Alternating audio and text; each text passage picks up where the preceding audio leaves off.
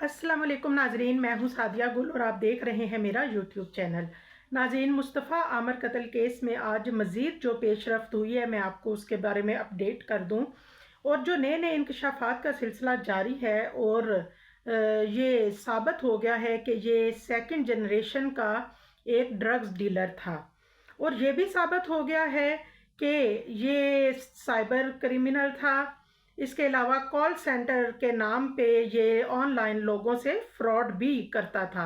और इसके अलावा एफआईए और मनी लॉन्ड्रिंग वाले भी अब इस केस में इन्वॉल्व हो गए हैं, क्योंकि आपने देखा कि इसके बारे में जो है वो सारे सबूत सामने आते जा रहे हैं। और जैसे जैसे ये केस खुलता जा रहा है, आप 4 घंटे पुलिस से मुकाबला करते हुए लैपटॉप से क्या कुछ डिलीट किया गया। और जो पुलिस है वो ये डेटा रिकवर करने की कोशिश कर रही है। और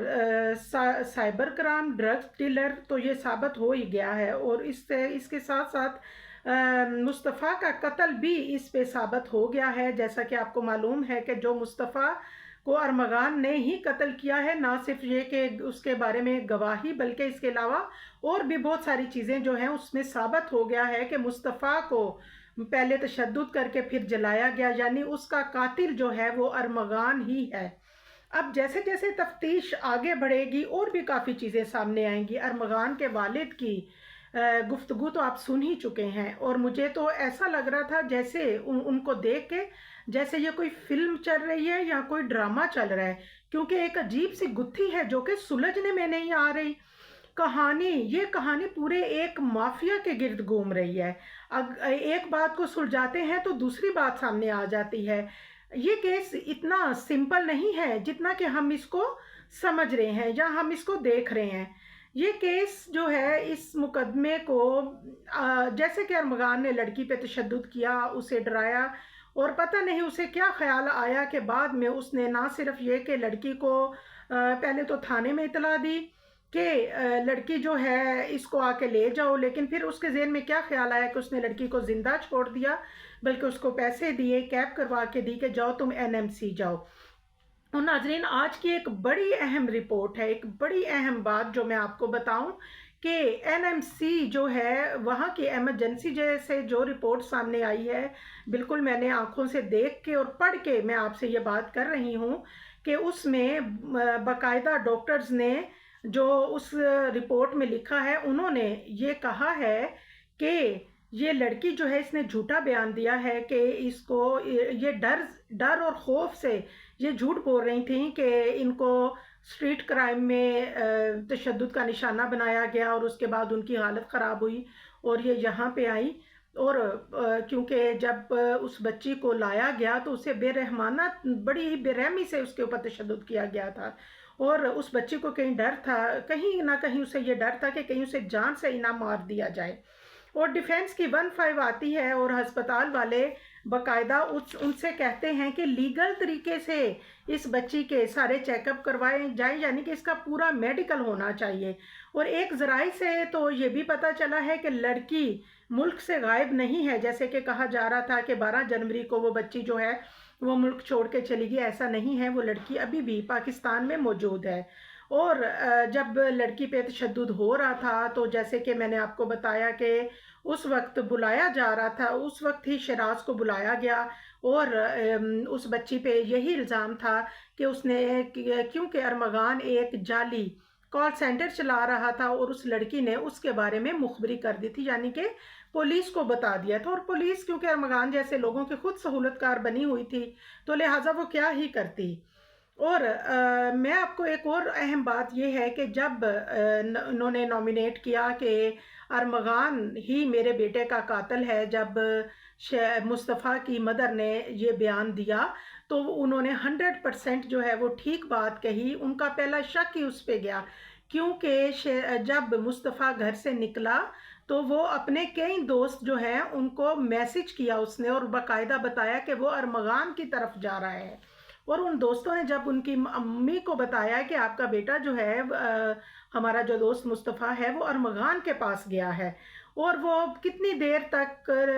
وہ میڈیا کے آگے چیختی رہیں، پولیس والوں سے کہتی رہیں، چیخ چیخ کے کہتی رہیں کہ ارمغان جو ہے اس سے پتہ کریں میرے بیٹے کو اس نے کیا کیا ہے اور میرا بیٹا کہاں ہے، ارمغان سے پوچھا جائے۔ اور آپ کو پتہ ہے ہماری پولیس کی جو کوتاہی اور سستی، یا ان کو ایک بہانہ مل گیا تھا کہ مصطفیٰ جس گاڑی پہ گیا تھا اس گاڑی کی نمبر پلیٹ جو ہے وہ نہیں تھی، تو اس بات کی وجہ سے وہ اس کو 1 مہینے تک ڈھونڈ بھی نہیں پائے۔ ناظرین، جیسا کہ اب یہ جو کچھ نام ایسے ہیں کہ جو میں اب آپ کے سامنے لینا چاہتی ہوں، ارمغان، شیراز، فیصل، نعمان اور مصطفیٰ، ان کا ایک گروہ تھا، اور یہ تو خیر سب لڑکے تھے، نئے نئے تھے، ابھی انہوں نے ڈرگز کے اس کام میں ہاتھ ڈالا تھا، لیکن کچھ بااثر شخصیات کا ہاتھ بھی ہے۔ ہائی پروفائل پولیس کے بغیر یہ کام ممکن نہیں۔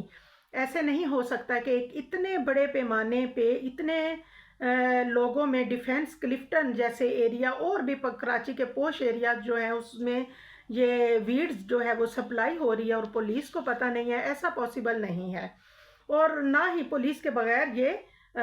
چل سکتا تھا یہ کام۔ اور اب کیونکہ یہ دو جو گروپ تھے یہ ایک دوسرے کے اوپر سبقت بھی لے جانا چاہتے تھے، ایک بات تو یہ سامنے آ گئی کہ یہ ایک دوسرے کے اوپر سبقت لے جانا چاہتے تھے، کچھ اس لیے بھی ان کے اندر خار بازی تھی، اور دوسرا ارمغان کے والد کا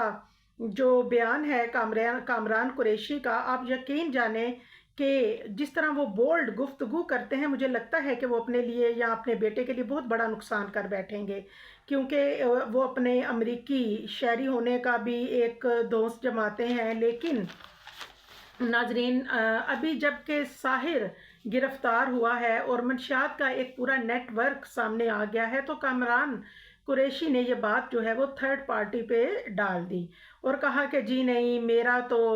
ایسی میرے بیٹے نے یہ قتل نہیں کیا، یعنی کہ وہ سرے سے اس بات سے ہی انکاری ہیں، حالانکہ سب کو پتہ ہے کہ وہ غلط بیانی سے کام کر لے رہے ہیں۔ ان کے بعد بیٹے نے نہ صرف قتل کیا بلکہ وہ اور بھی بہت سے کرائم میں ملوث تھا، لڑکیوں پہ تشدد کرنا، اس نے ایک لڑکی پہ تشدد کیا، اس نے مصطفیٰ جو ہے مصطفیٰ عامر جو ہے اس کو اس نے قتل کیا، اس سے پہلے اس نے اس بچی پہ تشدد کیا، اور اس کا اس طرح لڑکیوں کو ڈرگز دے کے ہراساں کرنا اور لڑکوں کو ٹریپ کرنا، اور اس کے علاوہ بعد میں اپنا پول نہ کھلنے پہ یا نہ کھول دینے کے بعد اس نے جس طرح سے ان بچوں کو بلیک میل کیا، یہ سب کچھ پولیس کے سامنے ہے۔ اب اس کیس کو ڈیلے کیوں کیا جا رہا ہے یہ تو ہماری بھی سمجھ میں نہیں آ رہا، کیونکہ جتنا زیادہ کیس ڈیلے کیا جائے گا اتنے ہی زیادہ یہ کمزور پڑتا جائے گا، لیکن ہم لوگ جو ہیں وہ اس بات پہ سب جو ہیں متفق ہیں، اور ہمارا ایک سمجھ لیں کہ ایک